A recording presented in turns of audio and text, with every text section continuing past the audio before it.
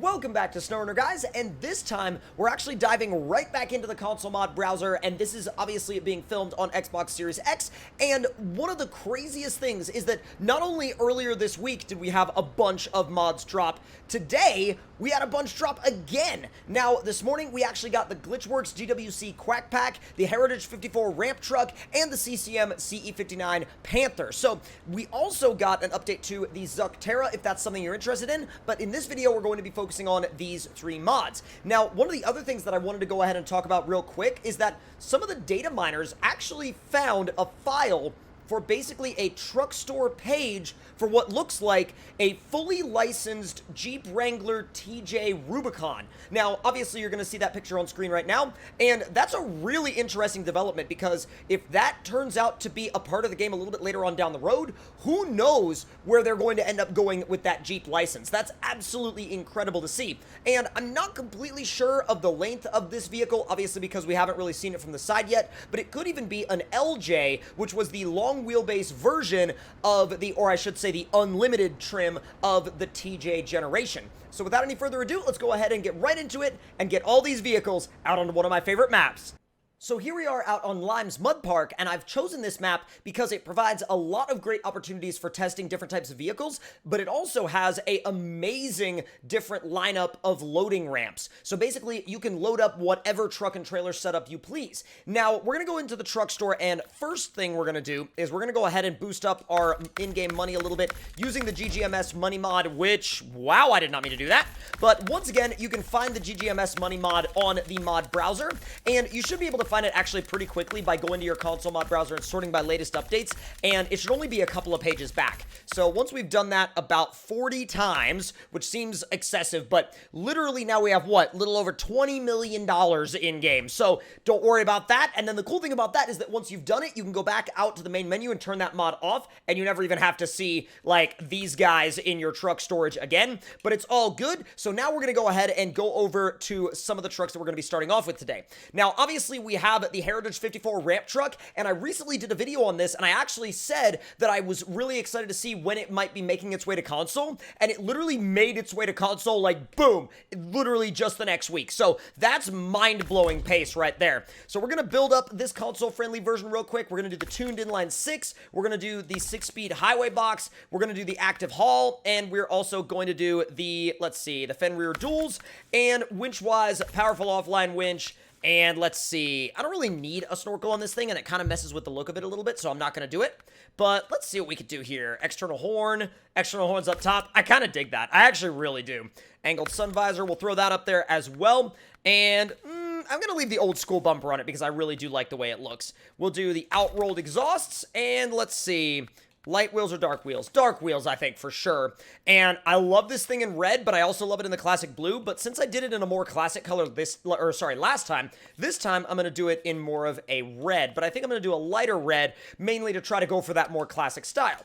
And of course, we are throwing beans on the dash. So there's our ramp truck build. And we're going to get this guy over here. Now, really, it doesn't need to use any of the loading ramps, but they are convenient to have. And also, apparently, this thing will slide pretty good on pavement. That's awesome. All right, we're going to park you right there. Wait, did it shut down? Okay, yeah, I was like, did you shut down or did you just do something weird? Now, back into the truck store once again, and now it's time to buy, where is the Mac? The Mac, I think, is in, no, it's in off-road. Yep. So we've got the GWC Quack XL 700 and the GW 600. Now, the GW 600 is going to be your short wheelbase version. You can put like a pickup truck bed on the back if you want. And I'm going to go with the full-on long wheelbase massive version. And you can make this thing really, really huge. 14-liter two-stroke is, like, once again, one of the craziest engines you can put in this thing. 10-speed highway box. And the lifted one, I go back and forth on it, but honestly, it makes it look that much crazier, and so I really do like it. Now, we're going to do the, oh my god, 51-inch Extreme Duals. God, the way this thing looks is tremendous. Okay, it's getting a saddle high. Actually, no, it's getting a saddle low. And I'll tell you why in just a moment. Now, we're going to go ahead and do the external horns. And hood-wise, we do have the convoy duck right up there. Rear, let's see, cab protector or the sleeper. I'm thinking we might actually run the sleeper just to be a little bit more authentic with this one. And then exhaust-wise, we have, well, we can't exactly adjust that considering the fact that we have the sleeper on, so we're not going to worry about that. Cab lights and wind deflector. I'm going to do the wind deflector and the cab lights, so we have both. And I think I'm going to go with probably the vintage bumper this time.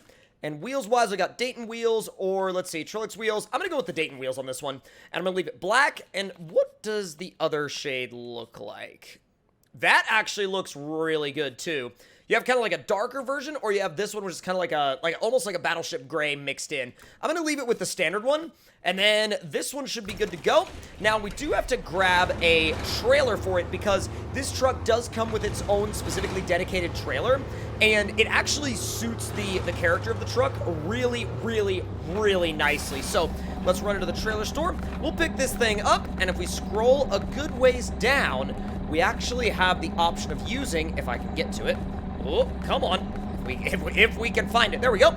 We have the option of using the GW 5-slot flat, which is actually a companion trailer, a 5-slot companion semi-trailer for this truck, which I think also not only looks really, really good with this truck, but it also drives really, really nice. It's really predictable when backing, and it also features extra fuel and an extra spare wheel. So if you want to have a little bit of extra repair points at basically no, you know, like basically without having to take up any extra space on the truck, this is literally how you're going to be able to do it. So now we're going to grab a couple of other vehicles and we're going to pop them on the trailer. But the first thing I'm going to do is back this guy down into the loading area. And once again, the map that we are on right now is Lime's Mud Park. And if you guys are down to like test vehicles, or you want to just take stuff out into the mud, or you want a good area to test like monster trucks, or really just a great map to test anything out at all, Lime's Mud Park is definitely one I would suggest. Now, apparently, I cannot back up today, and I don't know why, but that seems to be the name of the game right now. Back it up. Oh, that works perfectly, actually. I couldn't be happier with how that turned out. That was awesome. Like, aside from, obviously, the sketchy backing. But don't worry about the sketchy backing. So, back into the truck store now, we're going to grab another vehicle that is very, very interesting, to say the least. The CE59 Panther. Now, you guys have seen this before, but this thing, I know a lot of you guys have been really waiting for this to come to consoles, myself included, so I'm really happy that you guys get to experience this thing now. And I'm going to grab the Quick Box 6-speed. We're going to do the massive tuned custom suspension. And are you kidding me? Did they rank lock? Oh my god. Did he rank lock everything? Including the modded tires? Oh my god. Are you freaking serious? Well, I would put on the Tega tires. I would. I so would. But no. No, you're going to make me run the stock version, aren't you? Well, if you're going to make me run the stock suspension, I will figure something out to do with this thing. I'm going to send it off a jump or something. We have the 572 in it. Good. Okay. Definitely getting the horns on the front. It's not going to get the hardtop, though, because the hardtop looks a little bit odd, or at least to me it looks a little bit odd. And then colors-wise, let's see. Oh, my God. I forgot about how crazy these color schemes were. They're brilliant, but they're also quite ridiculous. Beans is absolutely going on the dash, and now this guy is going to go on the back of the Max trailer. Now, I do feel like we'll have a little bit of room for something else back there, though, or we could also put something on the ramp truck, and I would like to actually, like, put the ramp truck to use today. I don't want it to just sit and not get used. So, let's see what we can do. Having diff lock on all the time is super helpful, though. I don't know what I'm running into. I really don't, but I guess that's where I'm gonna stop. I'm not letting that Cadillac do what it did earlier and get away with not being heated.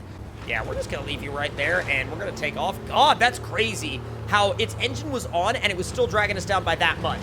So here's the Monster Arena, and we're gonna launch this guy onto one of the jumps and see how long the Cadillac stays on the back. What do y'all say? Let's go. It's not really pushing us with a lot of speed, is it? Let's try this giant table right here. I doubt you're gonna do anything with this, are ya? Oh! Well, it kind of just rolled the table, but, like, it didn't really... I mean, it wasn't bad, but it wasn't anything incredible either. Yeah, it wasn't bad, but it certainly was not, like, over the moon. Let's try this one. Is it a little steeper? Maybe? Yeah, no. I was really hoping that it was gonna, like, completely yeet itself off into oblivion, but unfortunately, that's not what it did. Now, let me know in the comment section down below if you have tried any of these vehicles on console, and if you have, let me know any and all of your thoughts on how they drive, how much memory they use, how much RAM they use, any and all of those things that we can have a conversation about in the comment section below. But that's gonna do it for this video and for this update, guys, and if you enjoyed it, please do, once again, leave all of your thoughts and opinions in the comments, and I will see y'all next time. Talk to y'all later.